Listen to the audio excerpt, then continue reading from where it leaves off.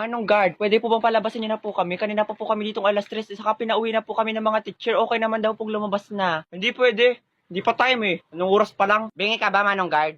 Kakasabi ko lang, ang pinayagan na kaming umuwi, nang gigigil ako sa'yo. Bakit? Yung teacher mo bang nagbubukas ng gate dito? Hindi naman, di ba? Kaya ako masusunod. Manong Guard, nakikita mo to? Oh, lamunin mo, shoota ka, kanina ka pa. Yan ang patunay na pwede na kami lumabas, may perma pa yan ng principal.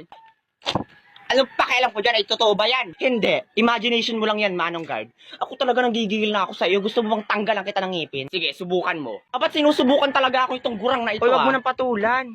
Kayo mga bata kayo, napakawalang galang ninyo, napakawala niyong modo. Bakit ganyan kayo makapagsalita? Siyempre, may bibig kami. Ay, paano ba dapat magsalita? Nakasplit? Nakabalod? Nakatuwad? Ang bobo mo rin, Manong Guard, ano? Eh, saan ba kami dapat magsasalita? Sa kilikili o ayan, kausapin mo? Layo mo nga sa akin yan, baka may pasabog ka pa dyan eh. Kung may pasabog man dito, yung hininga mo na yon, halos nga lahat ng bagang mo bulok na eh. Baka nga tinutubuan na yun ng kamote. Lalong hindi ko kayo palalabasin, lalo ka ng bata ka, napakasama ng ugali mo, siguradong wala kang mararating sa buhay mo. Siguro kaya namatay yung nag-ampun sa'yo dahil ganyan yung bunganga mo. Huwag ka naman damay ng ibang tao. Busit ka, makakarma ka rin. Hindi ako naniniwala sa karma. Manong Guard, palabasin mo na sila. Sige po ma'am. O lumabas na kayo, mga buisit kayo. Buisit na guard yan, sakit sa ulo.